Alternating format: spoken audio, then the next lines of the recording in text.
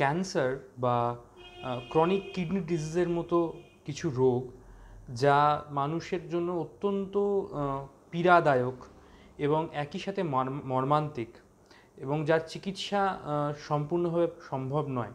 এই ধরনের রোগে যারা আক্রান্ত থাকেন তারা অত্যন্তভাবে মানসিক এবং শারীরিকভাবে বিপর্যস্ত এবং যন্ত্রণায় থাকেন।